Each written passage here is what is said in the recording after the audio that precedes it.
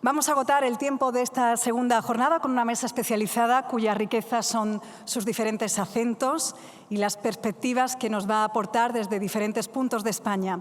No en vano, este es un congreso de alcance nacional, una categoría que cobra todo su sentido con nuestros invitados. Para abordar los valles del hidrógeno, el coloquio que conducirá doña María Mas Chacón, a quien invitamos ya a entrar, a subir al escenario, que es directora gerente de la Asociación Empresarial Química de Tarragona. Y con ella, nuestros invitados. Bienvenida, buenas tardes, que pueden ir sumándose. Don Isaac Justicia Antó, director de la Oficina Técnica Valle del Hidrógeno de Cataluña. Bienvenidos todos. Don José Ignacio Zudaire Arana, presidente del Corredor Vasco del Hidrógeno.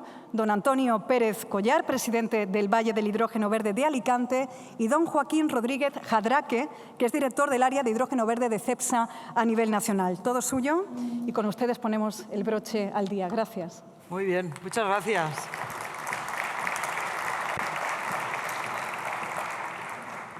Bueno, pues en primer lugar, agradecer a la organización pues, la confianza que nos hayan invitado. Creo que hablo en nombre de todos, ¿no? que estemos aquí representando pues, yo la industria química y estos señores los valles, pues es un símbolo de confianza hacia nuestras organizaciones, ¿no? En segundo lugar, felicitar a la organización por el éxito. El éxito está claro por la convocatoria y la presencia que hay en esta sala en todas las charlas y actividades, pues pone de manifiesto que esto está siendo un éxito sin ninguna duda. Felicidades y de nuevo, pues muchas gracias. Y ahora dos retos, ¿no? El reto de ser los últimos del día, cuando ya todo el mundo está de capa caída, pues bueno, mantener la atención y después de Débora, que nos ha ilustrado totalmente con el lenguaje y con la falta de conocimiento divulgativo que tenemos, pues un reto que no es menor también, o sea que vaya por delante. Vamos a intentar en cualquier caso aportar un poco de valor a todo lo que ya se ha comentado esta mañana y ayer, en el sentido de complementariedad, ¿no? desde todas las regiones que representamos aquí, para que la visión pues, bueno, de lo que es el ecosistema del hidrógeno verde o renovable o como le queramos llamar en España, pues quede bien representado, ¿no? Entonces, bueno, pues si me permitís, quería hacer una pequeña introducción que he cambiado un poco después de las charlas que he ido viendo estos días y que seguramente va a recoger, yo creo que casi todo lo que se ha dicho, pero lo voy a ordenar de forma que creo que pueda ser clarificador en cuanto a cómo han nacido los valles del hidrógeno, ¿no? con qué vocación y con qué ambición y hacia dónde vamos, ¿no? Entonces, tenemos un gran reto como sociedad, ¿no? Que es el reto de cumplir la neutralidad climática en el 2050. Esto yo creo que ya nadie lo discute. Estamos absolutamente comprometidos desde la industria. Yo creo que nadie ya se cuestiona si esto es o no es. Esto es un compromiso y vamos a por él, ¿no? En este escenario de descarbonización, pues lo que vamos a hablar casi ya es de desfosilización de nuestra economía, ¿no? Vamos a ir desplazando combustibles fósiles por otras fuentes de energía, otros combustibles. Bien, y en ese escenario pues hay que quitarse de en medio el malo de la película, que es el CO2, ¿no? Bueno, el CO2, como todo en la vida, vamos a darle la vuelta, ¿no? Vamos a intentar convertirlo, y esto creo que es un concepto que no se ha explotado esta mañana, lógicamente, porque estamos hablando del hidrógeno verde, pero está relacionado, ¿no? Al CO2 vamos a tener que darle mucha circularidad también, ¿no? Vamos a tener que capturarlo, luego lo veremos, es fundamental para que esta industria siga teniendo el peso, esta industria que tenemos ahora en este país, ¿no? Siga teniendo el peso en el PIB que tiene, que es lo que queremos bajar la huella de carbono, descarbonizar, conseguir la neutralidad climática, manteniendo sin ninguna duda el peso industrial y, si puede ser, creciendo, ¿no? Creo que en esto también estaremos todos de acuerdo. No queremos perder peso industrial, ¿no? Pues esto nos coloca en la necesidad, ¿no? En la necesidad de que algunas industrias, y yo pues hablo porque creo que están aquí representadas, y no están todas aquí, pero las conocemos, ¿no? Las hard to abate son esas que tienen dificultades para, por procesos, digamos, convencionales, reducir esas emisiones de CO2, ¿no? Entonces, esas industrias pues, van a necesitar unos periodos o unos procesos o unas tecnologías que llamamos puente, ¿no? Y estas tecnologías puente pues, van a ser fundamentales en esta transición energética, en donde pasamos de una economía basada en los combustibles fósiles a una nueva economía descarbonizada, ¿no? Y para transitar por ahí pues vamos a necesitar las tecnologías puente. Entonces, dentro de las palancas que nos van a permitir a la industria, ¿no? Reducir las emisiones de CO2, se ha mencionado esta mañana, yo creo que muy adecuadamente, la primera, y sin ninguna duda, siempre es la mejora de la eficiencia energética. Esta es lo que no consumimos, lo que dejamos de consumir por mejoras de eficiencia. Esto, digamos, que es de gratis, si me permitís la broma, y esto es fenomenal, ¿no? Bueno, superado no, porque continuamente la tecnología nos ofrece avances que nos permiten que cosas que pensábamos que no eran posibles se conviertan en posibles, ¿no? Entonces, estos avances en la mejora de la eficiencia nos tienen un remanente ahí sobre el que vamos trabajando. Después de la mejora de la eficiencia, la electrificación con energías renovables es un segundo punto fundamental para descarbonizar. Y un tercer punto que también se ha mencionado muy de paso es la circularidad, ¿no? La circularidad, bueno, pues el incorporar dentro de los procesos de producción materias primas bio u otras materias primas que proceden de residuos, o sea, vamos a convertir los residuos en materias primas, en fuentes de carbono y de hidrógeno, las dos cosas, pues es otro de las palancas de la descarbonización. Y luego llegamos a estas tecnologías puente que mencionábamos, que está el CCUS, la captura de carbón, el uso y el almacenamiento, que va a ser necesario porque no tenemos usos suficientes para todo el CO2 que vamos a tener que capturar. La Call of Interest de Nagas ha puesto de manifiesto que hay una necesidad de gestionar ese CO2 que vamos a tener que capturar y, por lo tanto, es algo con lo que ya contamos, ¿no? Y, adicionalmente, pues vamos a tener el hidrógeno verde, ¿no? Entonces, el hidrógeno verde está ahí, es un vector fundamental y va a ser una de las palancas fundamentales. Pero en ese tránsito pues vamos a pasar por muchas cosas, ¿no? Y bueno, pues yo quería poner esto de manifiesto y de alguna forma pues arrancar a partir de aquí, ¿no? Con lo que serían los valles del hidrógeno. Tenemos aquí representados bueno, vamos a ir en este orden. El Valle del Hidrógeno de Cataluña con Isaac, bienvenido. Este valle nace dentro de lo que es el área industrial de Tarragona. ¿Por qué? Porque, lógicamente, donde producimos y consumimos el hidrógeno de España ahora mismo es en las industrias, básicamente en la industria química, entendiendo que las refinerías forman parte de la industria química, ¿no? Hemos visto Fertiberia esta mañana también, que tiene también un consumo muy alto, pero básicamente está en la industria, ¿no? Repsol ha sido uno de los grandes motores de este valle, que nació con vocación Tarragona y creció a Cataluña, ¿no? Gracias. Gracias, María. Isaac. Después tenemos a José Ignacio, que viene como representante del corredor del País Vasco, y aquí nace a raíz de todo lo que es el entorno industrial de Petronor, ¿no? donde surge el origen de este valle, y luego pues, bueno, nos explicarás un poco todo. Gracias. Muy bien, gracias, María. También. Ahora vamos a pasar a Joaquín, que representa el Valle de Andalucía. que nace pues alrededor de todo el complejo industrial de Cepsa, ¿no? Y a raíz de aquí pues, bueno, va ampliando y va incorporando otros actores, pero nace en este entorno. Gracias, Joaquín, por estar aquí. Y por acabar, pues tenemos a Antonio, que representa al Valle de Alicante y se ríe porque sabe que es un poco singular, ¿no? dentro de este ecosistema industrial que hemos dicho que es donde nacen los valles del hidrógeno, ¿no? Porque en su caso Alicante, pues bueno, ahí nace, bueno, arranca con la Federación de Empresarios del Metal y luego va creciendo pues de una forma un poco diferente, ¿no?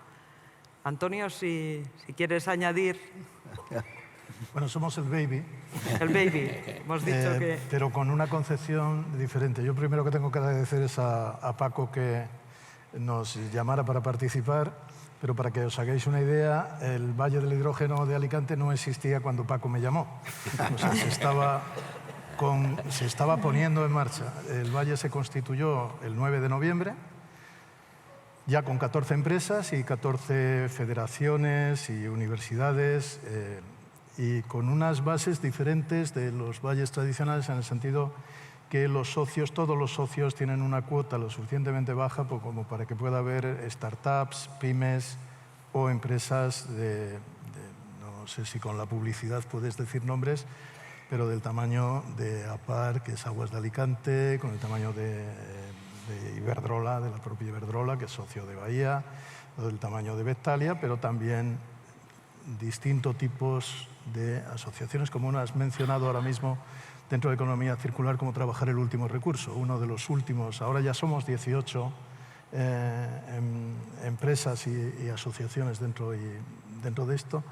Uno de los jóvenes que entran, una de las empresas jóvenes que entra, precisamente está formada por químicos que están trabajando en el último recurso, el que antes ya solo podía ir a vertederos o a quemar y que ahora ya eso no lo va a poder hacer. Entonces ellos ya están desarrollando 3 proyectos reales en España y lo que producen es un aceite verde que luego lo utiliza la química, la refinería o lo que sea. O sea que tenemos un perfil un poco diferente del conjunto de los valles. Luego si acaso dejo hablar a los demás, que son un poco más. Bueno, pues ya he introducido el tema y los valles, pues bueno, una de las cosas que hemos hecho ha sido identificar esos cinco puntos esenciales, ¿no?, para el desarrollo de un valle del hidrógeno, ¿no? Y según la Mission Innovation Hub Hydrogen Platform, dice que son 5, ¿no? Disponer de proyectos sólidos, yo creo que a estas alturas lo tenemos claro, pero nos los vais a explicar ahora mismo.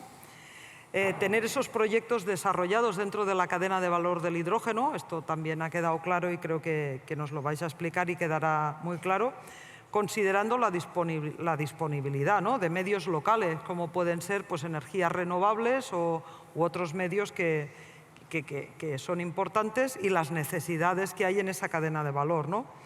Establecer un plan de negocio, lógicamente, que ponga un hidrógeno competitivo encima de la mesa, porque no nos olvidemos que esto va de competitividad. Si no hay competitividad, la sostenibilidad no está garantizada. Por lo tanto, este es un punto clave y eso necesita de unos off-takers que estén comprometidos con todo esto, ¿no? Y también disponer de un soporte económico que permita la competitividad, que permita un financiamiento público adecuado para las necesidades que surjan en cada caso, así como un soporte político y del público en general que permita el desarrollo. Hemos dicho que son proyectos intensivos en el uso del espacio, proyectos que la opinión pública pues, va a opinar y puede tener también un papel importante, ¿no? Entonces, bueno, con esta introducción, pues si os parece, vamos empezando por el por el corredor vasco y vamos a ir bajando. Y nos gustaría, pues bueno, que nos explicarais cuáles son los proyectos, estos proyectos soportes sólidos que tenéis encima de la mesa en cada uno de los valles y luego los puntos que puedan ser, digamos, más gap, donde haya más diferencia entre lo que sería deseable y lo que estamos viendo y pueda limitar el crecimiento. Por favor. Muy bien. En primer lugar, como no puede ser de otra manera, felicitar a la organización porque la verdad, bueno, esta iniciativa de juntarnos aquí a distintas personas que estamos trabajando en este desarrollo de la economía del hidrógeno, todavía incipiente, y bueno, cada uno desde nuestros puntos de vista, pues poder intercambiar ideas, yo creo que es una fenomenal idea, con lo cual, oye, felicidades y gracias por dejarnos participar y compartir nuestra experiencia. Bueno, para lanzar un valle del hidrógeno, nosotros teníamos claro que los valles del hidrógeno es un ecosistema que tratas de crear en un territorio, con lo cual es importante entender a tu propio territorio, entender qué quiere tu territorio, qué quiere ser tu territorio, ¿no? Pues el País Vasco teníamos una idea que yo creo que es común a todos, que es primero descarbonizar, había que descarbonizar la economía, y esta es una idea clara, pero bueno, hay muchas maneras de hacerlo. Una bastante estúpida y evidente es achatarrar la industria. Bueno, es una manera de hacerlo, pero bueno, parece que no es lo que debiéramos hacer. Entonces, en el País Vasco había una segunda idea. La segunda idea, como también se apuntaba en la introducción, es mantener el peso de la industria en el PIB. El País Vasco es un país industrial con un 25% del peso de la industria en el PIB, y el objetivo es que por lo menos después de esta transición energética ese peso siga siendo del 25%. Esto ya cambia un poco las cosas que uno tiene que hacer, ¿no? Ya llegábamos, bueno, ¿y qué puede hacer el hidrógeno renovable para apalancar esta visión, o en qué puede apalancarla? Pues nosotros entendíamos realmente que el hidrógeno renovable es necesario en aquellos sectores que no se pueden descarbonizar con electricidad. Estamos hablando de la siderurgia, del cemento, del vidrio. Muchos sectores que en el País Vasco tienen un peso importante no se pueden descarbonizar con electricidad porque tienen procesos de alta temperatura y necesitan hacerlo con gas natural en este caso. Bueno, sustituir ese gas natural por el hidrógeno les iba a ayudar a descarbonizarse, lo cual está muy bien, pero les iba a ayudar a ser competitivos y a sobrevivir, porque sus competidores lo van a hacer, y si no lo hace nuestra industria, en el medio plazo el mercado les penalizará, y un poco más adelante, cuando otros países que todos conocemos del norte de Europa lo tengan hecho, lo que harán será forzar una regulación que nos sacará de competencia. Esto ya lo hemos visto más veces, y esto es lo que nos va a pasar si realmente no nos ponemos las pilas y realmente nuestros sectores se descarbonizan de esta manera. La segunda idea era, bueno, ¿en qué más nos puede ayudar? Bueno, la transición energética puede ser, hay una parte de riesgo, de reto, pero hay una gran parte de oportunidad. Si somos capaces de utilizar la transición energética como un elemento palanca para desarrollar industria y tecnología, puede ser una gran palanca, ¿no? Nosotros estamos convencidos que, como en todas las transiciones, en esta transición energética habrá regiones y países perdedores y ganadores, y nosotros creemos que solo se puede ser ganador si desarrollas industria y tecnología en torno a esto. Si eres meramente un productor o un consumidor, nosotros entendemos que no puedes ser ganador. Los ganadores serán aquellos que sean capaces de producir equipos y elementos en torno a lo que es la economía del hidrógeno y, en definitiva, desarrollar tecnología alrededor del mismo. Bueno, esta es un poco la aproximación. Hecha la aproximación, nosotros trabajamos en el Valle. Era una idea compartida, con lo cual no fue difícil que se sumasen organizaciones al proyecto, a la idea. Hoy en día tenemos una asociación que agrupa a 73 organizaciones públicas y privadas. Este es otro elemento importante. Aquí la colaboración pública-privada es crítica para avanzar. También la privada, pero la pública-privada es crítica para que los valles tengan un desarrollo. Entonces, este era uno de los elementos a poner en marcha, y lógicamente lo que tiene que haber son proyectos. Está muy bien que haya organizaciones, pero lo que tiene que haber son proyectos. Nosotros tenemos 52 proyectos. En nuestra asociación uno solo se puede asociar si tiene un proyecto, y un proyecto maduro, y bueno, pues sí analizamos los proyectos y les exigimos un cierto grado de madurez, porque está bien tener ideas, está bien que te guste el hidrógeno, pero bueno, esto es otra cosa, ¿no? Al final para eso tenemos un foro y está muy bien, se trabaja y tal, pero realmente para asociarte lo que tienes que tener es un proyecto. Entonces tenemos 52 proyectos, tenemos proyectos en toda la cadena de valor, que también es muy importante. Tenemos 12 proyectos de producción y producción de hidrógeno y combustibles sintéticos. Tenemos 12 proyectos en almacenamiento y transporte. Tenemos 6 proyectos relacionados con la industria, 18 con la movilidad y 4 que le llamamos transversales, donde está la formación, la tecnología, etcétera. Por poner algún ejemplo rápido, que veo que va para abajo el tiempo, por poner algún ejemplo rápido, para nosotros es muy importante tener un proyecto tractor y que el proyecto clave del Valle sea un proyecto de consumo. Producir está muy bien, pero lo que tenemos que tener son consumidores, ¿no? Al final Nuestro gran proyecto de consumo es un proyecto que agrupa a 9 consumidores industriales que suponen el 80% de las emisiones industriales del País Vasco. Se concentran en 9 empresas de distintos sectores. Tenemos siderurgia, tenemos cemento, tenemos tubos, tenemos vidrio y tenemos una refinería. Estas 9 empresas suponen el 80% del consumo industrial. Están en un radio de unos 40 kilómetros, más o menos, una especie de trébol de unos 40 kilómetros, y este es nuestro gran proyecto: hacer llegar el hidrógeno renovable a todas esas industrias para que puedan acometer el proceso de descarbonización de sus procesos, ¿no? Entonces, fundamental, una capacidad de producción importante, hay que escalar con... Yo creo que ya todos hemos aprendido de aquello que nos parecía una maravilla, de cada uno se ponía su electrolizador y descarbonizaba su proceso. Esto no tiene sentido. Nos va a costar mucho con grandes electrolizadores llegar a precios razonables y competitivos. De otra manera, no es que no vaya a costar mucho, es que es imposible. Con lo cual, grandes electrolizadores, claro, y cuando uno hace esto, lo que necesita es infraestructura, ¿no? Y yo creo que luego igual tenemos ocasión de hablar sobre la infraestructura. Hay que conectarlos. Al final hay que hacer que el hidrógeno pase por la puerta del industrial y pase a un precio razonable para que lo pueda acometer. Este es, digamos, nuestro gran proyecto de consumo. Esto tracciona más o menos el consumo para entre 400 y 500 megavatios de electrólisis. Tenemos el proyecto de producción, bueno, ya tenemos el proyecto de consumo, proyecto de producción que en nuestro caso es prudente, una cosa un poco extraña siendo de Bilbao, parece que no, cosa prudente, una cosa prudente que va escalando. Nosotros creemos que hay que aprender haciendo, no en el PowerPoint, que hay que aprender haciendo y hay que equivocarse, suele decir mi presidente, a ser posible barato, con lo cual hay que empezar con electrolizadores pequeños y escalarlo. Nuestra escala empieza en 2,5, que es lo que ya tenemos funcionando y lo que estamos trabajando. El de 10, que ya lo tenemos en fase avanzada, y el de 100, que está en espera de que se materialice ese IPCI que el otro día parece que el presidente Sánchez nos anunció que iba a ser una realidad en breve. Esperamos que lo sea porque ya llevamos algún año esperando. Entonces, bueno, a ver si de verdad ahora esta es la buena y lo tenemos, ¿no? Entonces, hasta el 2026 tendríamos unos 132 megavatios de producción, no más. Y entre el 26 y el 30 trataríamos de hacer esos 300, 400 adicionales una vez que hayamos aprendido a hacer uno de 100, cosa que no es nada obvia, ¿no?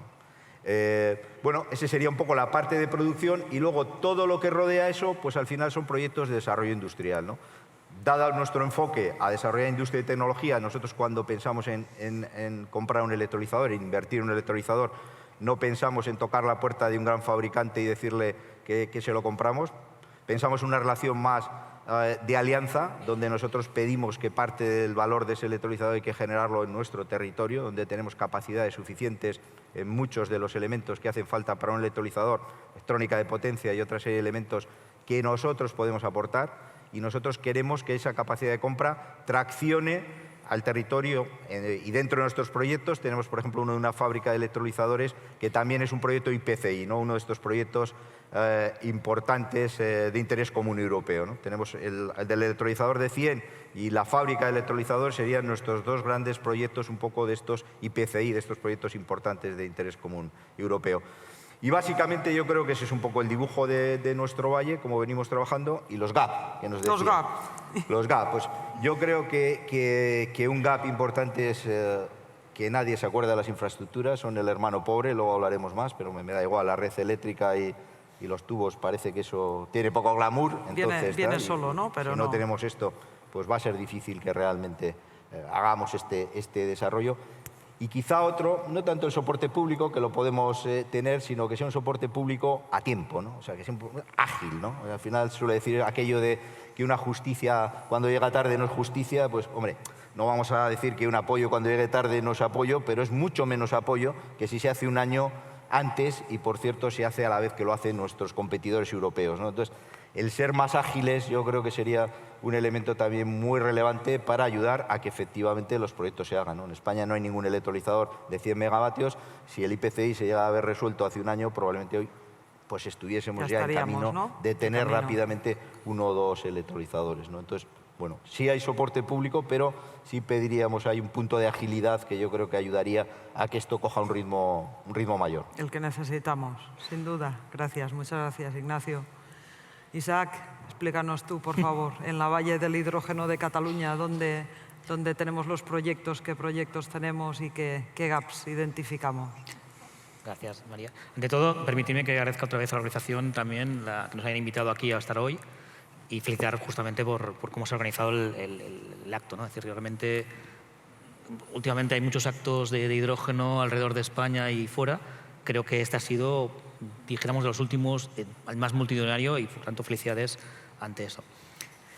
Luego, pues, contar un poco, María, como habéis contado antes, ¿no? Es decir, nuestro Valle de Cataluña nace un poco a la sombra del petroquímico de Tarragona, que es el petroquímico más grande que en el sur de Europa. Solo para que tengáis una cifra alrededor, nosotros en Tarragona consumimos 10 toneladas hora de hidrógeno. Solo para lo que es los crackers y la propia refinería. Con lo cual ya estamos viendo que realmente tenemos un consumo elevadísimo de hidrógeno. Y ya no hablamos de otros usos, de térmicos, de movilidad, etcétera, etcétera. Nuestro valle, dijéramos, nace un poco más tarde que a lo mejor que el corredor vasco. Entendemos muy parecido a lo que están trabajando en el País Vasco. A lo mejor trabajamos un poquito a la imagen de vosotros. La única diferencia es que nosotros sí que también es público-privado, pero también hemos incluido un poco la sociedad. Actualmente estamos alrededor de 225 miembros que constituyen el valle. Y de proyectos, como decíamos, es decir, no nos gusta tampoco, hacemos un poco selección a los proyectos que entran, pero estamos trabajando alrededor de 58 proyectos, de todo tipo, desde lo que es generación a lo que es consumo. Entendamos que generación hay más pocos, y ahora explicaré justamente el gap que tenemos ahora principalmente en Cataluña, y la mayoría es consumo, como podéis entender, ya no únicamente en el petroquímico de Tarragona, sino incluso hoy salía también, que Ibertola comentaba que fue justamente el primer electrolizador que montaron fue en Barcelona, donde tenemos ya 46 autobuses funcionando, y ya anuncio que a final de año va a ser una estación más de 60 autobuses más, con lo cual Barcelona va a tener 100 y algo de autobuses para el año que viene en hidrógeno. Y lo que estamos diciendo, ¿no? Es decir, nosotros tenemos un consumo elevado. Y aquí vengo un poco también a los gaps para que entendamos un poco qué es lo que ocurre en Cataluña. En Cataluña tenemos que en el mix energético un 16% de energías renovables, solo. Con todo esto se nos hace muy difícil producir hidrógeno verde. Aún así, tenemos 2 proyectos de Repsol que han recibido Innovation Fund, que van a producir metanol, con lo cual estamos hablando de proyectos de 150 megavatios de electrolizador, que no es poco. Y en total estimamos que en breve tiempo vamos a tener alrededor de 400 megavatios, la mayoría de ellos en pequeña escala. Como decíamos, hacer gran escala es complicado, creemos que sería muy arriesgado. Lógicamente las empresas pueden hacer lo que quieran, es decir, pero nosotros como consejo dentro del Valle aconsejamos pequeños electrolizadores, máximo de 35 o 50 megavatios, porque todavía la escala tecnológica de hoy no nos permite más. Pero esos 400 megavatios estamos hablando ahora mismo no cubren nuestras necesidades. Estamos faltados de más hidrógeno, ¿no? Es decir, tenemos consumidores off-taker que quieren hidrógeno a un precio lógicamente razonable, es decir, porque ya tenemos hidrógeno gris actualmente, con lo cual es cambiar la molécula, pero a un precio, es decir, y ese precio hay que ayudar. Por tanto, necesitamos también el soporte en las ayudas al consumidor, que muchas veces estamos hablando de que hay ayudas a la generación, pero no al consumo. Y aquí creemos que es importante ayudar al consumidor a que éste pueda cambiarlo, es importante. Y apoyar justamente a la descarbonización que antes decía María, es decir, no es únicamente el hidrógeno, sino es la descarbonización de todo el proceso, no es nada fácil. Para que nos hagamos una idea, ahora mismo, si todo fuera muy bien en Cataluña, estaríamos alrededor de hablando de unos 2.000 millones de euros. No queremos hablar todavía de proyectos porque preferimos que cuando los tengamos maduros, cerrados del todo, pongamos el anuncio. ¿Por qué? Porque hemos visto que muchas veces el anuncio de proyectos que luego son fallidos por diferentes motivos hacen daño. Y hacen daño terrible a la industria del hidrógeno. Entonces, preferimos decir que, bueno, estamos trabajando, estamos teniendo diferentes proyectos de transversales, proyectos sobre todo de consumo, pero iremos anunciándolos cuando vayan apareciendo, excepto cuando ha ido los Innovation Fund, que lógicamente son públicos, y aquí sí que los comunicamos, pero los demás vamos poco a poco. Y aquí un poco, trabajando otra vez con el GAP, vuelvo, y seguramente lo hablaremos más tarde, el tema de las infraestructuras para nosotros es vital. Es vital porque necesitamos, lo que decíamos, ¿no? Es decir, necesitamos conexiones de red eléctrica para poder generar el poco hidrógeno que tengamos, pero a la mesa más el amoníaco o el otro componente nos puede llegar, poderlo sintetizar, poderlo reconvertir a hidrógeno en Cataluña y, lógicamente, una infraestructura que nos lleve el hidrógeno a nuestra casa. Es decir, luego ya empalmaremos, luego ya hablaremos con la exportación que pueda ir desde Barcelona al resto, pero realmente necesitamos infraestructuras. Y ya corto porque veo que el tiempo va cayendo. Muy y dejo bien. tiempo a los demás. Muchas gracias, Isaac. Joaquín, ¿qué tal? En el Valle de Andalucía sabemos que tenéis muchos proyectos, pero nos los vas a repasar también, por favor, y los gaps que identifiques. Nada, muchas gracias. Yo me uno también a mis compañeros en el agradecimiento, ¿no?, por la invitación a participar en este congreso, que la verdad es que es un éxito, no solo porque es un congreso donde ha venido mucha gente, sino porque ya se toca, está muy cercano el que esto sea una realidad. Y estamos hablando de cosas muy concretas. Y hablando de los valles, pues coincidimos yo creo que en muchas cosas. Cada uno tenemos a lo mejor una forma de enfocarlo ligeramente distinta, pero vamos aprendiendo unos de otros, y yo creo que lo hemos comentado antes de entrar. Esto no es una competencia ni entre compañías ni entre valles. Hemos hablado mucho de la colaboración y del aprendizaje, porque esto es una aventura en la que todos tenemos que ir madurando y la oportunidad es enorme. Claro, estamos hablando de descarbonizar. Entonces yo me remonto un poco al sector eléctrico, que es donde yo he trabajado muchos años, donde hace ya 20 y tantos años empezó la aventura de las renovables, con los primeros molinillos, eran pequeñitos, por aquí cerca también, en Tarifa y en algunas otras localidades, y aquello era impensable que años después, ahora mismo, pues pusieran más del 50% de la producción eléctrica nacional y que prácticamente todas las centrales de carbón de España estén cerradas o a punto de cerrarse. Claro, si lo vemos dentro de 20 y tantos años, pues ya veremos dónde llegamos con esto del hidrógeno, pero hoy al principio estamos en esa situación donde muchas cosas no se conocen. Entonces, lo que sí que teníamos claro es que para empezar hay que empezar por algo que te permita llegar a una cierta escala y que esté cerca del consumo de hidrógeno, porque ha habido al principio pues, políticas que han incentivado muchos proyectos pequeñitos y dispersos, y a falta de infraestructuras que los conecten, difícilmente alguien que produce hidrógeno donde no hay consumo va a poder realmente colocar ese hidrógeno. Y además, si no llegamos a una cierta escala, no le vamos a dar la dimensión industrial que hace falta para que los fabricantes de electrolizadores, por supuesto, se localicen, pero en cualquier caso desarrollen las factorías que permitan ir abaratando el coste de producción y mejoren la eficiencia. Entonces, hemos partido de una escala que es verdad que alrededor de nuestros núcleos industriales, en esto que hemos llamado el Valle Andaluz, que tiene dos localizaciones, una aquí en Huelva, entre Huelva y Palos, y luego otra en Bahía de Algeciras, alrededor de nuestro Energy Park de San Roque. Aglutinamos alrededor de esos dos núcleos un consumo de prácticamente 200.000 toneladas de hidrógeno al año. Eso ya claramente es una base muy importante, porque allá donde lleguemos con la escala de los proyectos de hidrógeno verde, sabemos que hay un consumo que lo garantiza. Y también porque pensamos que no tiene mucho sentido colocar electrolizadores o encima de una montaña donde haya un molino eólico o en mitad de un campo donde hay un panel fotovoltaico, pero igualmente no hay infraestructura. También hemos sido muy conscientes de que para aglutinar, digamos, estas otras empresas que configuran el Valle Andaluz, que son socios, pues esta mañana ha estado aquí Fertiberia, tenemos más socios locales que comparten, digamos, muchos de los elementos, tenemos que asegurarles un suministro fiable. No podemos depender de la intermitencia de las renovables o de unos equipos que efectivamente son maduros, creemos que la tecnología es madura, pero no a las escalas a las que estamos planteando. Entonces tenemos que integrar los sistemas de producción de hidrógeno con sistemas que den seguridad de que cualquier intermitencia de las renovables pueda ser cubierta por otro equipo que produzca hidrógeno. Hoy mismo, un día pues, nublado, lluvioso, no mucho viento, es probable que la producción renovable sea baja y a lo mejor no es suficiente para cubrir la demanda de hidrógeno de hoy. A lo largo de un año sí, pero hoy hace falta hidrógeno para que una planta industrial siga funcionando.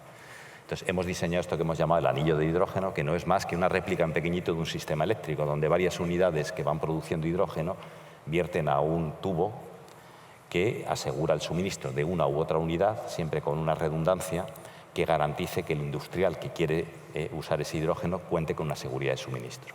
Y alrededor de eso ya tenemos algo que puede empezar a ser un sistema que se pueda conectar con otros valles y con otros usuarios.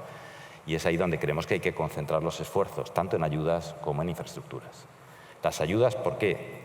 En el tema de las renovables ya pasamos por ello. España fue pionera, puso mucho dinero y eso pues fue realmente reconocido a nivel internacional lo que desarrolló la industria de la energía renovable eléctrica. Bueno, hay varias fórmulas. Unos piensan que las tarifas incentivadas fueron exageradas, hay otras formas de ayuda. En cualquier caso, está claro que hay una curva de aprendizaje, que el coste del electrolizador hoy no es el mismo que habrá dentro de 5 o 10 años, que la eficiencia no es la misma hoy que 5 o 10 años. El que hoy apuesta por esto sabe que dentro de 5 o 10 años puede haber un equipo mucho más competitivo y de alguna manera hay que asegurarle que su inversión no va a verse desplazada. Pero por la parte de las renovables es una oportunidad, porque España cuenta con un mix de renovables envidiable. Hoy ya es una parte muy importante del sistema eléctrico, pero si vemos en la capacidad de desarrollo, en los últimos meses, es verdad que ha habido un poquito de atasco, pero en los últimos meses se han tramitado los expedientes administrativos de más de 60 gigavatios entre eólica y solar, con punto de conexión, o sea, con acceso, con la infraestructura actual, con tramitación ambiental, incluso muchos con permiso de construcción. Esos son 120, 130 teravatios hora de energía renovable en un sistema, el nacional, que consume al año 230, o sea, un 50% más. ¿Y dónde va a ir esa energía? Si además estamos en un proceso de eficiencia energética, que es muy bueno porque reduce el consumo y la capacidad de interconexión con otros países europeos es muy limitada, es lógico que la utilicemos para producir estas moléculas verdes que permitan descarbonizar de una manera muy competitiva a la industria. Fijar esta industria, por lo tanto, a largo plazo, atraer nueva industria que vea en España una fuente de energía descarbonizada y barata y, por supuesto, exportar en el camino pues, aquello que podamos. Y eso es lo que genera luego la necesidad de esas interconexiones, de estas infraestructuras. Pero yo me voy a aguas arriba porque sí que es importante que todos esos electrones que en España son posibles de producir, hace falta llevarlos a donde se va a producir el hidrógeno. Y ahí es donde yo creo que hay un esfuerzo que hacer en la parte, digamos, del desarrollo de la red de transporte de energía, que hoy en España es muy potente, es muy importante, pero creemos que tiene todavía mucho camino. Es verdad que hay un proceso de actualización de la planificación eléctrica actual, hay una nueva planificación en curso, pues pedimos que se atienda a estas nuevas necesidades de demanda de electrones que son muy importantes para que estén bien planificadas y lleguen a tiempo. Y luego en el tema regulatorio, que tiene que ver con la infraestructura, pues hay también un proceso de aprendizaje, ¿no? La normativa europea ha sido especialmente estricta. Bueno, pues es la que es. En Estados Unidos incluso la están de alguna manera también adoptando. El balance de energía que nos piden a la hora de producir el hidrógeno con una casación horaria con la producción de las renovables y la adicionalidad, es decir, que es lógico, tú pides nueva energía renovable para no canibalizar el uso actual de la energía. Pero claro, eso debería ir acompañado con que las plantas renovables que alimentan proyectos de electrólisis no pasen luego por un concurso en donde hay mucha especulación y donde mucha gente accede a un punto de conexión y luego revende el punto con una prima que además encarece la producción renovable. Creemos que tiene sentido, y en el marco de la reforma que ha habido del mercado eléctrico en Europa, que aquellos proyectos renovables que tengan un contrato de largo plazo y a un precio competitivo con un productor de hidrógeno tengan a su vez una prioridad de acceso a la red. E igualmente a la hora de lo que ahora empieza a ser cada vez más frecuente, que son estos vertidos, ¿no? Estos cortes de producción por exceso de producción. Nosotros estamos sujetos a una casación horaria. Entonces, la energía que perdemos en esa hora no la podemos recuperar en una hora distinta. Mientras que alguien que compra garantías de origen o certificados verdes puede estar, entre comillas, produciendo o consumiendo energía eléctrica por la noche de origen solar, lo cual es una paradoja. Nosotros no. Entonces, igualmente, los productores de energía renovable que apuesten por el hidrógeno, que firmen contratos a precios muy competitivos, pedimos que tengan acceso prioritario a la red y además no se vean sujetos a cortes o que sean los últimos en la cadena de cortes para que podamos facilitar esto. Ya solo con eso, pensemos que del coste de producción de una molécula de hidrógeno, el 70%, casi 80%, es coste de la electricidad de la energía y todo lo que va asociado a ella. Pues son medidas que no tienen un impacto económico directo, pero sí ganan muchísima competitividad. Alrededor de esto yo sí creo que hay una voluntad clara de la industria. Nuestros socios, digamos, en las dos ubicaciones hemos aglutinado un número de socios, superamos ahora mismo más de 10. Sí tiene una voluntad clara de descarbonizar. Es verdad que además el hidrógeno tiene una característica frente al gas natural, que es la alternativa que muchos contemplan, que es que no tiene en principio volatilidad.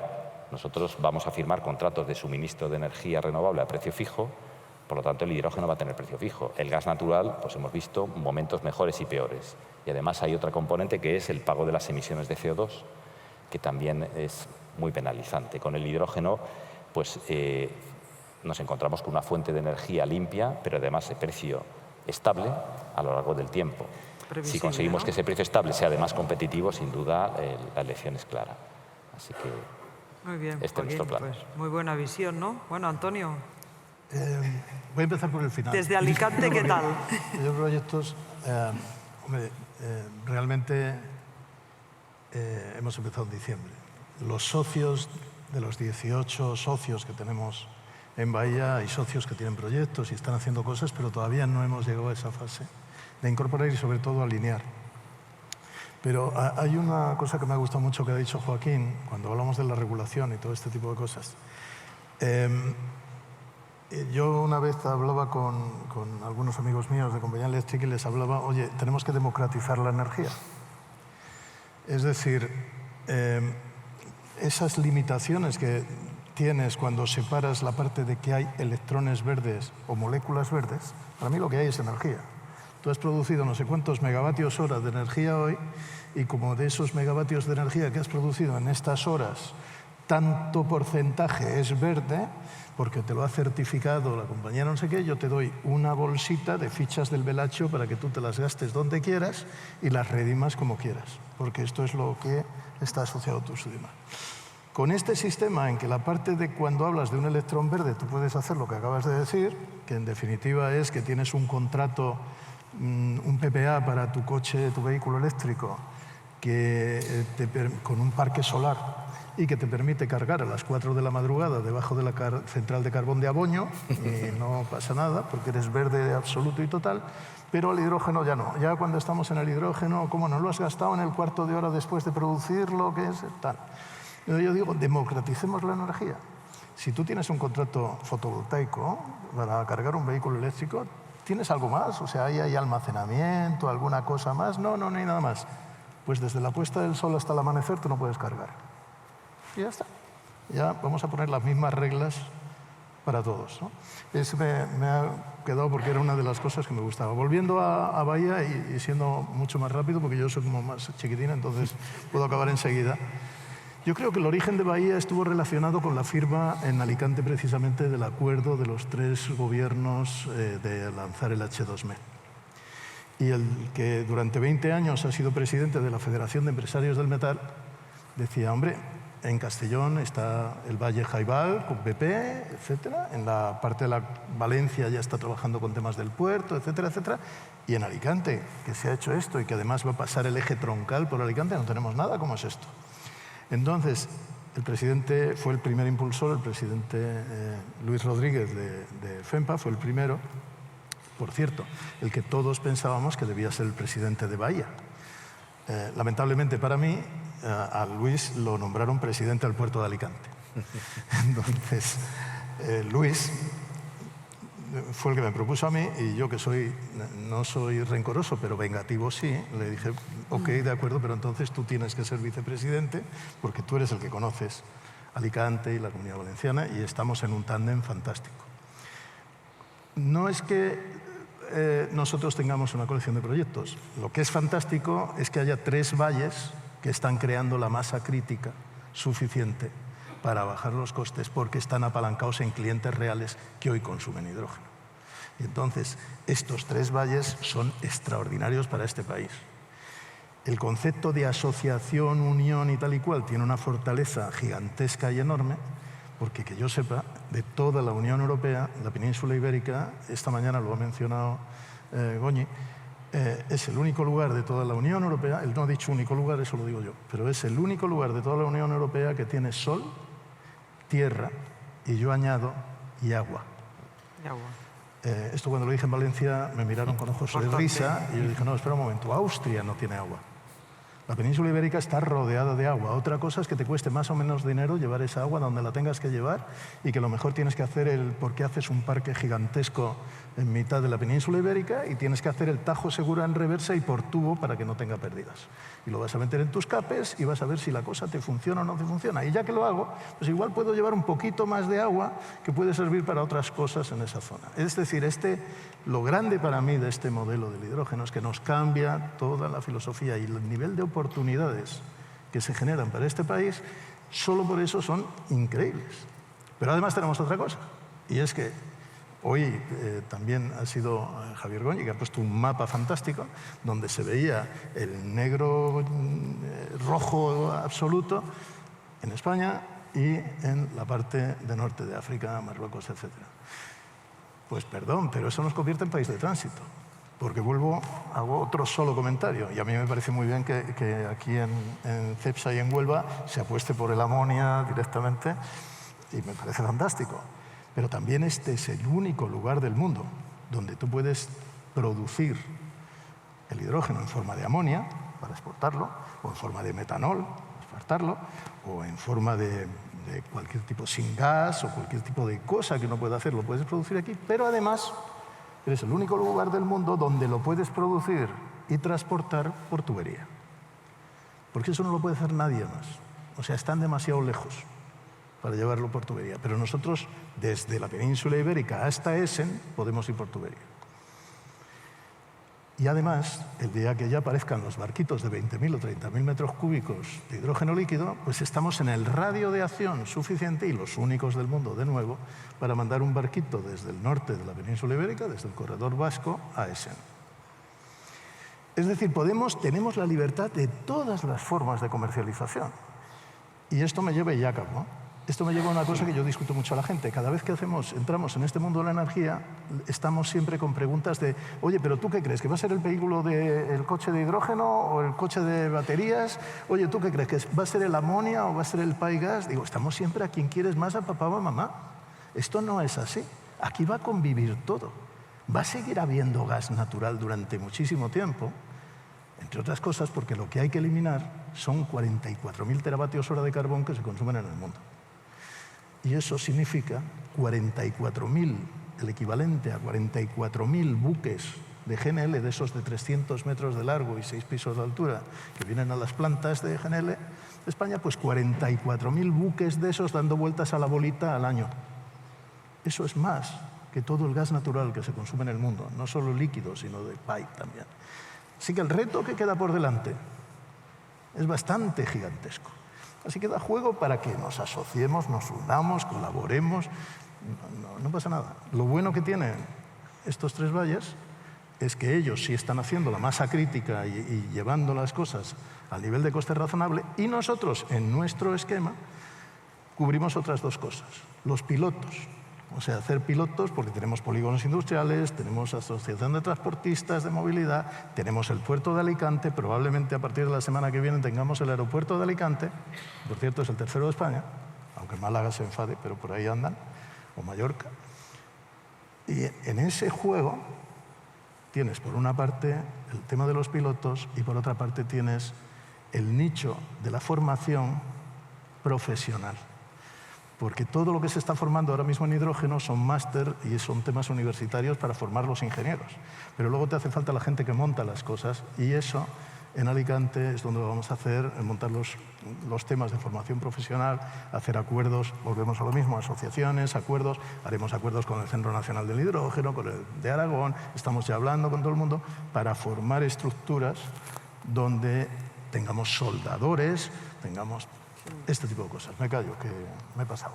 Muy bien, muy necesario sin duda. Bueno, parece que tenemos proyectos, ¿no? Proyectos que empezaron muy atomizados, vamos viendo que hay que coger masa crítica, que hay que ver con visión de conjunto, ¿no? Que hay que colaborar y cooperar, como estamos viendo, y que todo esto se va a complementar, ¿no? Porque al final todos vamos a tener cabida, y si trabajamos de esta forma, pues sin duda vamos a tirar esto adelante, ¿no? Esto parece que estamos todos de acuerdo. Yo creo que es una buena visión, ¿no? Tenemos dentro de lo que han sido los gaps, ¿no? Identificamos los gaps en infraestructuras. Yo creo que esto no es tampoco ningún descubrimiento, pero sí que hay que hablarlo. Creo que está bien manifestarlo. El tema de la infraestructura eléctrica, no te puedo dar más la razón, Joaquín, es que es el ABC, o sea, nos falta, hemos desarrollado, hemos hecho mucho, pero nos falta muchísimo porque va a ser un limitante, va a ser un habilitador, disponer de puntos, disponer de infraestructura, va a ser un habilitador para poder crecer en esta tecnología y en muchas otras, porque todo lo que estamos electrificando pues incrementa el consumo. La circularidad nos va a llevar también a incrementar los consumos de hidrógeno, porque muchas de las reacciones son reacciones de hidrogenación, necesitamos más hidrógeno. O sea, todo esto nos lleva a incrementar el consumo eléctrico de una forma, nosotros tenemos valores de multiplicar por 3 o por 4 sin tecnología nueva, solo con lo que ya estamos intentando mantener y descarbonizar, ¿no? Por lo tanto, este es un tema fundamental, pero bueno, explicarnos un poco más en detalle dentro de las limitaciones estas que hemos visto y con las infraestructuras que estamos mencionando que vamos a necesitar, también cuál sería la estrategia que está viendo vuestro valle a futuro, ¿no? En el sentido de decir yo o nosotros vamos a apostar por exportar hidrógeno, nosotros vamos a apuntar a transformarlo, ¿no? Nos decía el secretario de Industria que aquí lo que querían era transformar, ¿no? Y vender ya un producto que darse el valor añadido, que parece que es lo lógico, pero en cualquier caso, desde el Barmar queremos exportar hidrógeno desde España hacia Europa, ¿no? O sea que vamos también a tener toda esta complementariedad que estábamos diciendo. Ignacio. Muy bien. Ignacio, ¿empiezas tú? Tema de infraestructuras, yo creo que está claro. Tenemos una visión un poco diferente, ¿no?, de por dónde habría que empezar la casa, ¿no? Al final, uno puede empezar la casa haciendo grandes hidroductos de transporte, o puede empezar la casa pues haciendo valles, ¿no?, haciendo puntos de consumo y descarbonización industrial. Nosotros lo vemos más así, ¿no? Eso de tirar hay que hacerlo, está bien, hay que planificarlo, pero si hay que empezar a gastar dinero, nosotros creemos que el dinero mejor gastado estaría en empezar en valles concretos, con ecosistemas, con industrias a descarbonizar, empezar realmente a tirar una serie de tubos que te permitan llegar con hidrógeno a precio competitivo, y vuelvo a repetir que esto va de escala.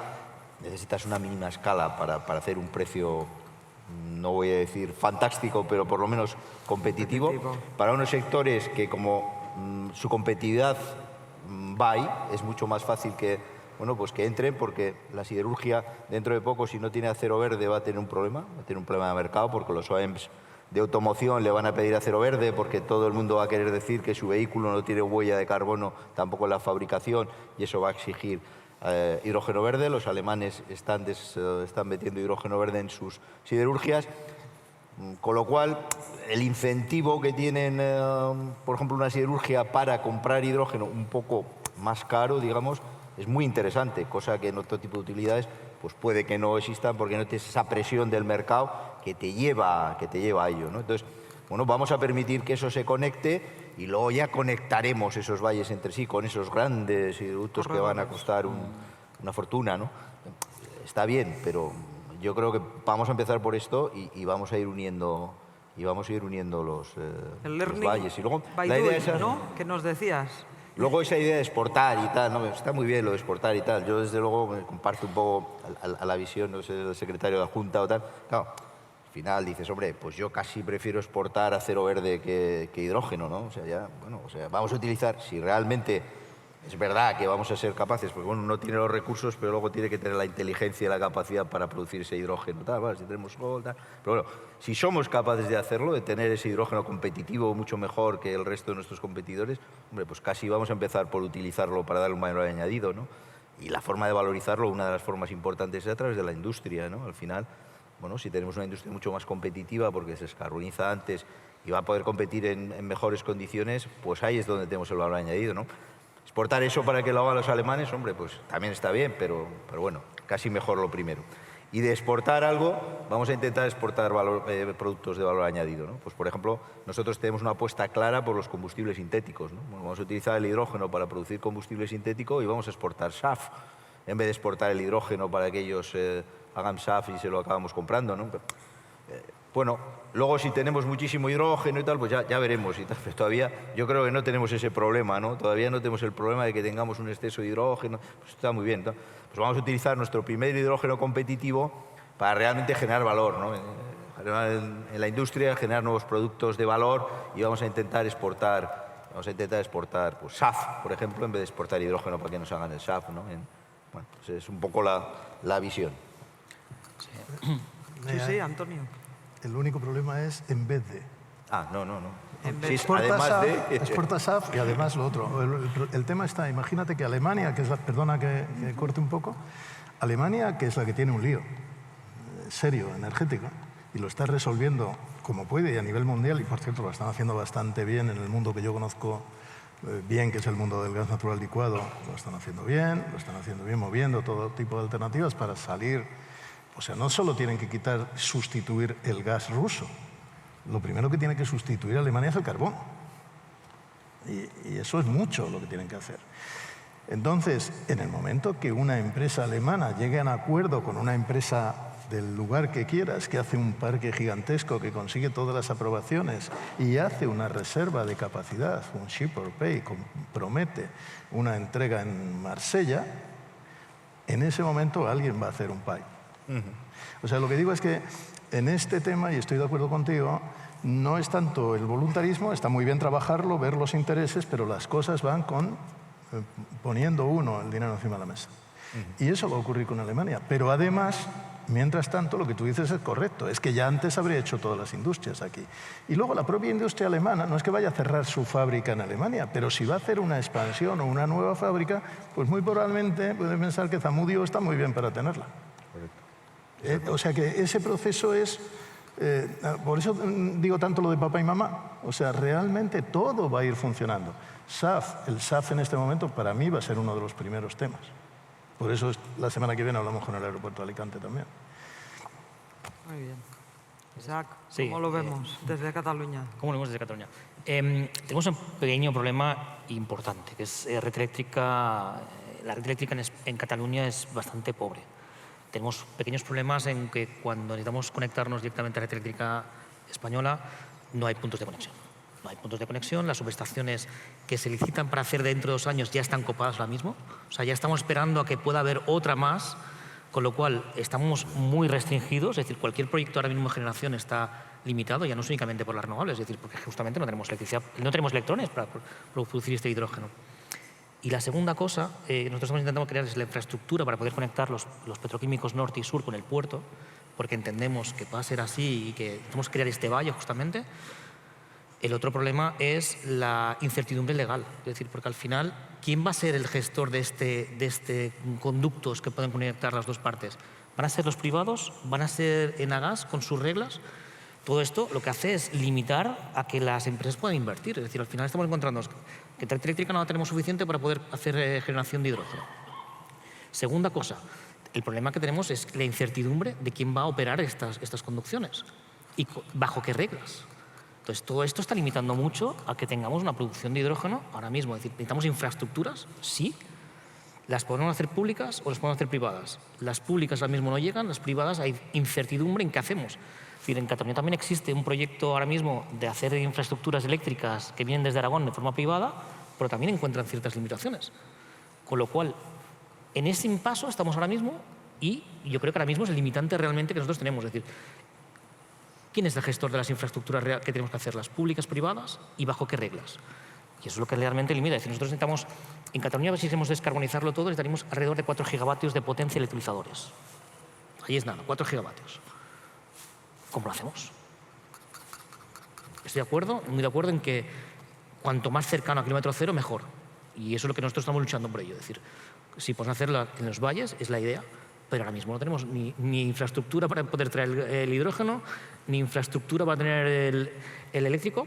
De hecho, el puerto de Tarragona que es un puerto industrial donde tenemos más industrial de Cataluña, y ya hemos hecho que tenga la ISO en seguridad de emergencias, el primer puerto en España que tiene la gestión de emergencias, porque vamos a hacer que sea el puerto más seguro. Pero necesitamos más infraestructura. Necesitamos infraestructura y una decisión de la Administración Pública Estatal de crearse este proyecto. Muy bien, sin duda. Joaquín. Nada, yo coincido en gran parte con todo lo que se ha dicho. Creo que efectivamente el problema de la infraestructura es evidente. También se entiende que desplegar una infraestructura masiva sin la seguridad de que efectivamente vaya a ser usada es una decisión complicada, porque si no la va a pagar el usuario actual. Y es verdad que todos estos proyectos que estamos desarrollando tienen mayor o menor grado de avance, certidumbre. Creo que por eso concentrar el esfuerzo en los valles, donde hay seguridad del consumo, tiene esa importancia de que empiecen a mover y que se pueda concentrar ese esfuerzo de infraestructuras en algo real. Los tubos, efectivamente, habrá que hacerlos, pero primero hay que llenarlos, y para llenarlos tiene que haber suficiente hidrógeno. Esto, en el caso del gas natural, fue evidente. Primero se sacó gas natural, luego se llenó un tubo y se transportó. Poner un tubo sin que haya la molécula, pues no tiene mucho sentido y el coste es desorbitado. Entonces, es importante que eso se vaya construyendo poco a poco. Nosotros nos hemos concentrado sobre todo en aquello que sean usos a corto plazo, que es lo que viabiliza un proyecto. Si hablamos de uso industrial, es sustituir hidrógeno gris por el verde, eso es directo. Sustituir gas natural por hidrógeno es más progresivo. Hay gente que ha hecho pruebas, que está viendo cómo mezclarlo en ciertos niveles y a futuro sustituirlo completamente. Y en el campo de los combustibles sintéticos también es evidente. O sea, hay una necesidad imperiosa en el transporte pesado de descarbonizar. Recordemos que el sector eléctrico, que ha hecho un esfuerzo de descarbonización importante, representa alrededor del 20% del consumo de energía primaria. Es decir, hay un 80% del consumo de energía en España que es de origen fósil y que nada tiene que ver con el sector eléctrico. Y ahí es cuando hablamos de cómo electrificamos eso. Pues difícilmente se electrifica un avión o un gran barco o muchos usos térmicos de alta temperatura. Ahí es donde además, si haces un esfuerzo en infraestructura que tiene un coste, consigues descarbonizar de golpe mucho. Muchísimo. Mientras que si haces un esfuerzo disperso, y todos conocemos lo que pasa con el coche eléctrico. Ha habido planes desde hace ya más de una década anunciando cientos de miles de coches, pero ¿dónde están los puntos de recarga?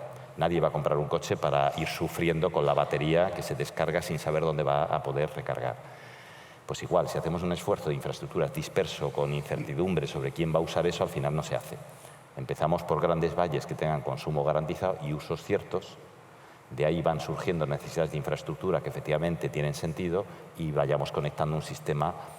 El tema de la exportación, pues es igual. Claro que tenemos que atraer industria, tenemos que vender productos de valor añadido y eso es un poco el objetivo que vemos todos, pero hay que también calibrar la realidad. Es cierto que para que un proyecto grande y competitivo tenga una realidad, tienes que contar con esa demanda y es verdad que en el norte de Europa, centro de Europa, hay una demanda muy elevada y un diferencial de coste de producción muy significativo. España tiene realmente una posición ahora mismo reconocida a nivel internacional porque no solo tenemos solar y solar muy competitiva, tenemos mucho suelo disponible, tenemos mucha eólica y en un sistema eléctrico que conecta todo.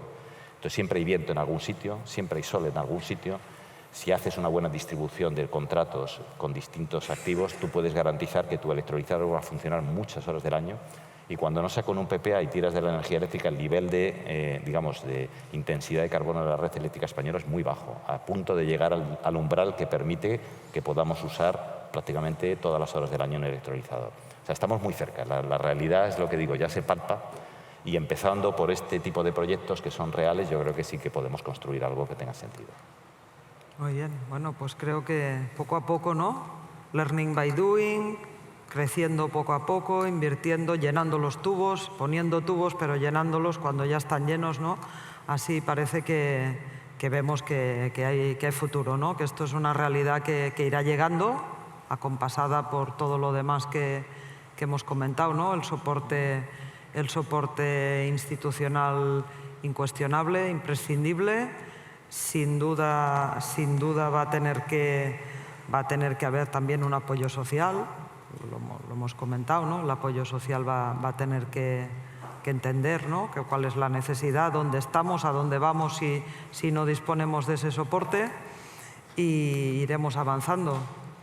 Y en los valles tenemos también una parte de conocimiento, ¿no? Asociados. Hemos hablado de desarrollar, ¿no? Lo comentaba José Ignacio, todos lo habéis comentado, que vamos a ir desarrollando, lo comentaba también Antonio, Joaquín, todos, vamos a ir desarrollando, ¿no? Para desarrollar pues necesitamos disponer de mentes que se dediquen a pensar no solo en el día a día, sino en el más medio a largo plazo, identificando los puntos débiles, mejorando, y esto requiere pues, de una infraestructura de conocimiento, universidades, centros tecnológicos, etcétera, que den soporte y estén al loro de lo que va pasando, ¿no? ¿Queréis un poco en estos minutos explicarnos cuál es la visión de vuestro valle y dónde tenéis esos soportes, cómo están funcionando, pilotajes?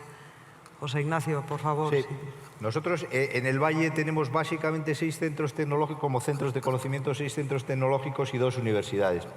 Y el planteamiento fue, nosotros tenemos 52 proyectos, vamos a identificar qué necesidades tecnológicas tienen esos proyectos, o sea, hacerlo desde la demanda, no desde la oferta, porque, no sé, los centros tecnológicos del País Vasco, ahora que no nos oyen, pues tienen bastante vocación de trabajar desde la oferta, porque...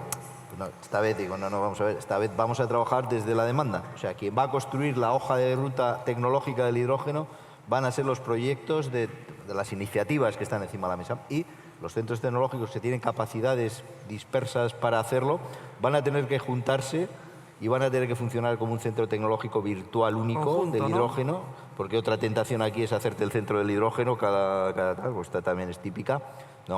No necesitamos un centro del hidrógeno, necesitamos unir las capacidades que ya tienen los centros, que funcionen bajo una hoja de ruta que les ha marcado la demanda, y trabajar por proyectos y juntar la gente de esos centros en base a esos proyectos. Y el que quiera jugar, pues juega, y el que no, pero si quieres jugar tienes que jugar con esta regla de juego.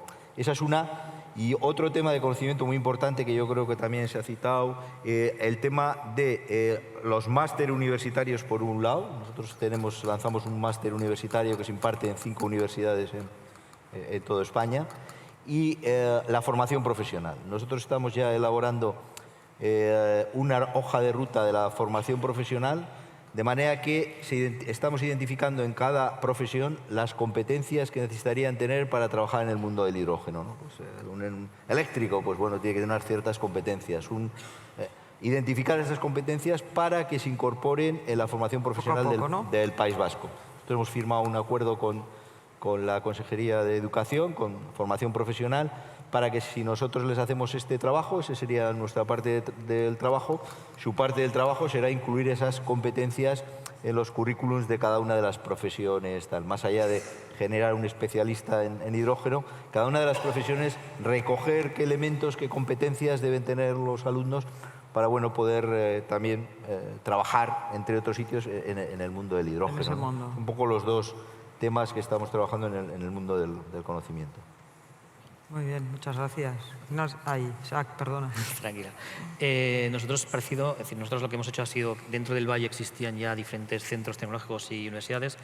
Hemos creído mejor separarlos y se ha creado lo que es la red de H2CAT, que creo que además están aquí exponiendo estos días.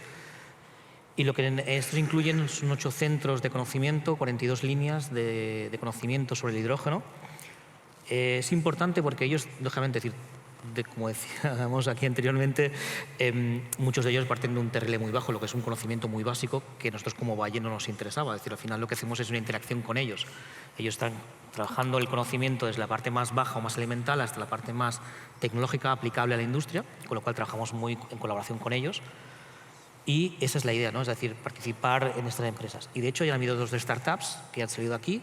Una de ellas, nosotros que creemos, es poder llegar a hacer un electrolizador en Cataluña con este conocimiento, porque creemos que además, una cosa que nos cuenta al principio es que estamos trabajando mucho en la cadena de valor del hidrógeno, es decir, no es únicamente la generación o el consumo, sino todo lo que hay alrededor.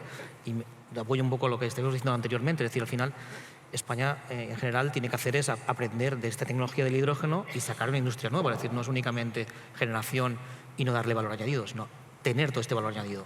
Y en Cataluña al menos así lo creemos. Y en ese sentido estamos trabajando en el mismo máster que comentábamos en colaboración. Trabajamos también con un doctorado industrial europeo, es decir, también vamos a trabajar con la región de Baden-Württemberg en Alemania justamente para intercambio de investigadores. Pero más allá del grados universitarios, lo que también creemos es justamente la formación profesional. segundo completamente con lo que estamos contando aquí en la mesa y estamos trabajando ya en algún proyecto piloto que esperamos que no sé si el año que viene vamos a poder empezar a hacer alguno, que yo creo que no vamos a llegar a tiempo, pero sí que vamos a hacer en breve algún módulo de formación profesional justamente para la gente del futuro, ¿no? Es decir, más allá de la gente universitaria, que sí que es importante porque es valiosísima, también hay que empezar a trabajar con la gente más básica en la formación profesional. Y siempre pensando en lo que estamos diciendo ahora mismo, es decir, no es únicamente generación y consumo, sino en toda la cadena de valor que creemos que es importantísima, al menos en Cataluña, yo creo que en tejido industrial vasco y en todos los que estamos aquí representados, ¿no? Muy bien, muchas gracias. Joaquín.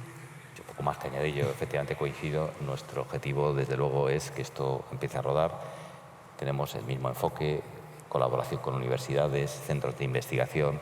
Estamos incluyendo proyectos pilotos dentro de los proyectos de gran escala, que sí que tienen que tener una solidez tecnológica ya más que probada. Sí que incluimos pequeños proyectos pilotos que faciliten el desarrollo de la tecnología y convenios de colaboración que incluyan la integración de la cadena de valor, es decir, todo lo que se pueda ir hacia arriba en la fabricación de electrolizadores, ensamblaje y construcción.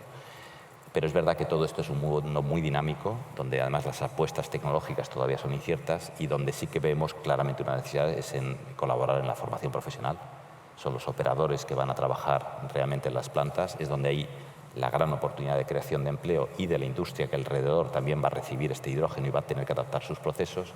Entonces estamos ya, y hemos anunciado recientemente, acuerdos de colaboración para facilitar programas de FP Dual, donde nosotros facilitemos este tipo de práctica profesional que integren a esas personas que están estudiando ahora mismo un futuro profesional seguro y cierto en este proyecto. Muy bien. Yo creo que el hidrógeno va a cambiar muchas más cosas de las que son específicamente energéticas y una va a ser esta, la formación. Bueno, lo primero que digo es que lo bueno de llegar el último es que cuando oyes hablar de la gente de colaboración, asociación, todo esto, nos va a permitir copiar todos vuestros modelos. O sea, iremos a ver todo lo que estáis haciendo para copiar todo eso y lo vamos a hacer. Nosotros tenemos 2 universidades metidas dentro de Baia. Voy a caricaturizar, o sea, no nos lo tomemos en serio, pero en una comida en el rectorado con las 2 universidades constantemente les decía yo, digo, ¿sabéis qué es lo único que garantiza cualquier tipo de carrera universitaria de 5 años en este momento? La obsolescencia. O sea, cuando tú acabas la carrera después de 5 años, el mundo ha cambiado 5 veces sobre lo que empezaste. Así que hay que pensar en algún tipo de modelo universitario que sea más ágil, más flexible, hay que utilizar otro tipo de técnicas, no sé, hay que reinventar esa parte. Eso en la parte universitaria. En la parte de la formación profesional ya estamos con la idea, lo vamos a copiar todo ese bicho seguro, vamos a tener contacto para poner eso en marcha, porque esto es un plan que tiene que afectar a todo. Y hay que aprovechar el buen trabajo que ha hecho otra gente antes y seguir desde ahí. Nosotros le hemos metido otra variable. Aparte de la formación profesional, yo ya le dije a FEMPA que fuera pensando en cursos nocturnos para los que hoy están trabajando en la industria mecánica, en la industria eléctrica y todo esto, para reconvertir a los que ya tienen cicatrices, a los que ya han ido a desmontar una tuerca y la tuerca que tendría que desmontarse no se desmonta y dicen, tráeme una Coca-Cola. O sea, hay que buscar a la gente que tiene la experiencia, porque cuando empieces a montar equipos que vayan a hacer instalaciones, tienes que tener a alguien que sepa y que haya vivido. Yo digo muchas veces que no es lo mismo 10 años de experiencia que 1 año de experiencia 10 veces. Son cosas distintas. Entonces hay que tener gente con 10 años de experiencia ayudando a los jóvenes que ya vienen preparados a hacer la cosa, hazlo de esta otra forma. Y acabo con otro cambio gigantesco que yo creo que viene. Es un nuevo concepto, hemos hablado un poco del agua, en términos del hidrógeno. Hay un concepto que es el water positive, que ha hecho mi amigo en 2021, lo lanzó en un artículo Alejandro Esturniolo, que es vicepresidente de la Asociación Internacional de Desalación, y que el concepto es muy sencillo, es parecido a lo del carbono, el concepto es sencillísimo. Toda industria que utiliza agua debe devolver al sistema al menos la misma cantidad de agua y al menos en las mismas condiciones. Como eso, todos lo primero que te dicen, oye, yo soy una papelera, yo utilizo el agua, yo ya no tengo agua para devolver. Es lo mismo que una industria, una cementera que está consumiendo su energía y echando CO2. Es evidente que no puedes dejar el CO2, pero puedes comprar créditos de CO2 de alguien que ha absorbido el CO2. Aquí se trata lo mismo, podrías comprar créditos de agua de alguien que sí ha recuperado agua. Y esos dos procesos son la desalación y la reutilización. Lo cual te lleva a otro interesante paradoja. Cuando tú tienes que llevar agua a un parque en una zona lejana de la costa donde no vas a utilizar sus pobres acuíferos, lo que puedes hacer es una planta desaladora y además vender los créditos de esa agua a alguien que puede ser Microsoft en Estados Unidos. Es decir, aparecen nuevos modelos de negocio que de repente en un pueblecito de no sé dónde resulta que reciben unos ingresos por un agua que además están utilizando y que viene bien. No sé si, o sea, lo que quiero decir es todo el conjunto de cosas que el hidrógeno pueden cambiar en la sociedad que estamos ahora mismo. Bueno, nuevos modelos colaborativos, ¿no? Absolutamente. Vamos a tener que desarrollar, imaginar y repensar, ¿no? Bueno, yo creo que como resumen, ¿no? Aparte de lo que sería la formación universitaria, que ya teníamos todos muy en mente, ¿no? La parte de los centros tecnológicos organizados, colaborando por proyectos o, digamos, segregados y desarrollando. Tenemos las nuevas necesidades de la formación profesional y la transformación profesional de los trabajadores experimentados, ¿no? Que sin duda vamos a necesitar expertise para poder tirar adelante todos estos proyectos. Todos no vamos a poder ser nuevos, sino esto no va a avanzar, por lo tanto vamos a tener que contar con esta gente, ¿no? Bueno, yo creo que es una visión muy, muy inteligente y sobre la que vamos a tener que trabajar. Y bueno, yo creo que con el tiempo que nos queda, que es relativamente poco, pero todavía nos llega para que cada uno de vosotros haga un pequeño resumen, pues creo que podemos atacar estos minutos finales pues con una reflexión, ¿no? Hemos visto que todos estos proyectos pues están bien documentados, están bien enfocados, que tenemos limitaciones, vamos a ser optimistas pero realistas y por favor pues si queréis ahora empezamos por Isaac. Perfecto. Bueno, yo como conclusión lo que haría es decir creo que los corredores, los valles de hidrógeno es la gran oportunidad ahora mismo de desarrollo del hidrógeno, más que gran escala, para justamente demostrar que esto funciona. Hay que apoyar las infraestructuras necesarias para poder llevarlo a cabo y un marco regulatorio adecuado. Es decir, al final la incertidumbre lo que hace es que la inversión privada sea difícil y eso limita realmente el desarrollo de los valles de hidrógeno. Pero otra cosa importante, y lo mencionaba María al principio, es decir, el hidrógeno es una barrera más, o sea, es una pata más o una ayuda más para la descarbonización. Hemos de pensar en todo lo demás, en todo lo que conlleva. SAF, obtención del CO2, captura, etcétera, etcétera.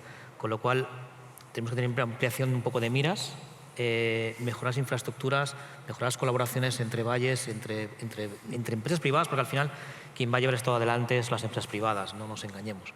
Con lo cual, ayudarles con el marco normativo, con las infraestructuras y un soporte claro y específico desde las administraciones públicas. Yo creo que con esto es más o menos un resumen rapidísimo de cómo lo vemos nosotros. Muy bien, Isaac. Muy bien, Ignacio, yo solo dos ideas. Una primera general sobre el hidrógeno. Al final, cada vez que empieza una cosa de estas, tenemos una gran tendencia a construir una burbuja y luego a pincharla, ¿no? Y al final, bueno, estamos hinchando la burbuja y yo creo que dentro de poco la vamos a pinchar. Ya empezaba la Agencia Internacional de la Energía el otro día a decir que solo el 4% de los proyectos del mundo tienen tomada la decisión de inversión y que esto, bueno, o sea, bueno, vamos a poner las cosas en su justo término. Esto es una tecnología que está empezando. Cuando empezaron las renovables tardaron 20 años en ponerse, bueno, pues como están hoy, a paridad de red. Esto todavía tiene un recorrido. Todas estas cifras que de repente hablamos de 4 gigas como objetivo para España para el 2030 y luego, bueno, pues como hay una invasión por parte de Ucrania a Rusia, se nos ocurre que sería muy importante tener 11 y decimos, bueno, pues vamos a poner 11. Oiga, ¿pero ha hecho usted algo diferente desde los 4 hasta los 11? No, sigue siendo lo mismo, pero ahora voy a hacer 11. Hombre, vamos a ser más serios, ¿no? O sea, al final, esto no vamos a llegar a 11, esto es una cosa que no tiene mucho sentido, todavía hacemos una call for interest y salen 20 y no sé cuántos, es una cosa un poco tal. Y el riesgo es que realmente creamos que es todo lo contrario, que esto, porque dentro de 4 días los mismos articulistas que escribían que esto era la salvación del mundo nos van a escribir que esto en realidad era un timo y era una burbuja, ¿no? Entonces, bueno, vamos a intentar tomar esto con prudencia, con sentido común y decir, bueno, esto ha venido para quedarse, se va a quedar, pero bueno, va a tener un ritmo de desarrollo el que han tenido siempre, un poco más acelerado porque, bueno, pues la demanda de descarbonización es muy importante, hay mucha presión, pero tiene su rampa de recorrido. Eso de que vamos a saltar de los 30 y pico, 40 megavatios que tenemos hoy a 11 gigavatios en 6 años, pues no tiene mucho sentido, ¿no? Entonces, parece muy yo creo real. que tenemos que ponerle un punto de sensatez, los que le tenemos cierto cariño a esto, un punto de sensatez, porque el hinchar la burbuja no ayuda demasiado, ¿no? Y la siguiente, un poco esta, ¿no? Esto tiene que ser una gran palanca para realmente hacer desarrollo tecnológico e industrial en España en general, ¿no? Es una gran oportunidad y solamente vamos a salir bien de aquí si hacemos esto. Si nos limitamos a producir, consumir y difícilmente vamos a conseguir que esta oportunidad, que este reto de verdad sea una gran oportunidad para el país, ¿no? Muy bien. Antonio. Completamente de acuerdo con lo que ha dicho Ignacio. Aquí el problema es que hemos tenido, volviendo a la caricatura, algunas pequeñas mentirijillas. O sea, una mentirijilla es decir, bueno, la energía fotovoltaica ya es la más barata para la producción de energía eléctrica. ¿Es correcto? Las 2.500 horas al año porque el sol sigue siendo recalcitrante y ahí se queda. Y las otras 6.000 y pico, bueno, cuando no tenga otra cosa, pues ya vendrá el gas natural al precio que sea. Entonces, el problema de que esto se iba a hacer rápido partía como que tengo una tecnología disponible, que funciona, es como comprar la televisión en la tienda, vamos todos a comprar la tele. No, aquí quien está aprendiendo es el que se está pegando por razos, al que anda, si no hay normativa para las roscas, pues voy a utilizar la normativa del gas natural, que es la que más se parece. Vale, ¿y el seguro quién te lo va a hacer? O sea, aquí todo está por ir haciendo. Cada vez que yo oigo a alguien que critica, ¿has visto? Pues el proyecto ese no anda, pues está aprendiendo. Ya andará, pero tiene que aprender. Y tiene que aprender el fabricante, el del compresor. Tienes que llegar a la fase de, como en el GNL, donde encargas un llave en mano, te dices, yo no quiero saber nada, hazme la planta que vengo dentro de 4 años. Pon tú los avales, por si no va a funcionar. Entonces, a eso llegará el hidrógeno también. Pero tiene todo ese, es decir, no es una cuestión de que sea rápido. La otra cuestión, que no es barato, que esto cuesta dinero. Dicho eso, aparece la palabra competitividad. Es que entonces no somos competitivos. No, espera un momento. ¿Comparado con qué? Porque ahora resulta que puedes descubrir que hay clientes, o como hoy decía también, que me ha encantado Javier Goñi, el cliente de mi cliente es el que ha descubierto que estaba muy interesado. Yo me acuerdo de una conversación mía con Heineken hace 3 años que decía, tienes una suerte fantástica y es que no tienes que cambiar el logo cuando te hagas verde, porque todas las demás sí, pero tú ya tienes el logo hecho. Es decir, hay gente que tiene la sensibilidad y sí está dispuesto a hacer eso. ¿Por qué? Porque sus ventas aumentan. Entonces no le importa pagar un poco más. Algunos de los ejemplos que estamos poniendo, no es lo mismo cambiar todo tu proceso industrial para meterte a hidrógeno y tirarte a la piscina, que, por ejemplo, utilizar gas renovable, tomar garantías de origen, pintarte de verde porque ya lo puedes hacer, y esta caldera que tenía que cambiar el año que viene, pues esta la voy a poner con hidrógeno y vamos a probar esta con hidrógeno que va, y el año que viene pongo 2, y así empezó el GNL con las plantitas satélites, y luego después de las plantitas satélites ya puedo tirar un tubito, y así y me llevo la planta a otro sitio. Ese es el modelo que yo creo que vamos a tirar para adelante. Tener que implantar, ¿no? Muy bien. Yo creo que efectivamente hay gente que dice que es una burbuja. Hemos vivido muchas burbujas. Yo recuerdo cuando empezó la telefonía móvil, yo me enfrenté al primer plan de negocio para apostar por las licencias de telefonía móvil y se decía, es que el plan de negocio dice que si llegamos a un 16% de cuota de mercado frente al fijo, pero esto es muy optimista, esto no va a ocurrir nunca. Fíjate dónde estamos hoy. Internet fue también una pedazo de burbuja mundial y mira dónde estamos hoy. O sea, esto está aquí para quedarse sin ninguna duda porque nos enfrentamos a una sociedad que nos lo exige, porque nuestros hijos nos están diciendo que no es que quieran eléctrico o gasolina, es que no quieren coche. Directamente no quieren viajar en un avión que contamina. Entonces, si les das una solución descarbonizada, todo tiene su precio, es evidente, pero la huella de carbono de todo lo que estamos produciendo y vendiendo es algo que cada vez se va a mirar más. Esto es una tecnología probada. a otra escala, es verdad, pero el electrólisis lleva funcionando, se ha producido amoníaco con electrólisis desde hace más de 100 años. Es decir, tenemos bases muy sólidas y hay desde entidades financieras que quieren apostar, tecnólogos que están apostando y dando unas garantías de productos que están como están, empresas industriales que van a dar ese paso y clientes que quieren asumirlo, pues tenemos realmente una base sólida. Hemos aprendido, la colaboración público-privada es necesaria, el regulador, el que da ayudas, la normativa, los permisos, todo tiene que ir encajando porque es lógico, esto es nuevo. Y entre empresas vamos colaborando. Pero yo lo que veo es que en los últimos 3 o 4 años hemos avanzado muchísimo. Y que esto ya se toca, ya es una realidad que va a empezar. A lo mejor no llegamos al PENIEC, pues bueno, pues oye, si en vez de 11, esto es mi hijo también dice, voy a sacar un 10 y luego me viene con un 8 y digo, pero está muy bien. Pero a lo mejor hacemos más, yo no lo sé lo que vamos a hacer, pero desde luego vamos a hacer mucho y esto una vez que empieza ya no lo para nadie. Así que yo soy optimista. Bueno, conclusión, vamos a llegar sin prisa pero sin pausa, ¿no? Y vamos a ir aprendiendo, equivocándonos, barato si puede ser, ¿no? Como decía tu jefe. Y bueno, y ahí nos veremos, ¿no? Al final del camino que tendremos un rédito que sin duda será muy bien valorado. Pues nos decía que vayamos terminando, por favor. Hemos hecho caso. Está ya así en rojito, pero todavía nos deja. Y yo nada, agradecer, si me permitís, pues vuestras opiniones, vuestras aportaciones. Un equipo de lujo y a todos los que habéis aguantado aquí, pues muchísimas gracias por acompañarnos y yo creo que podemos dar esto por finalizado, si os parece, ¿no? Muy bien. Bueno, pues muchas gracias.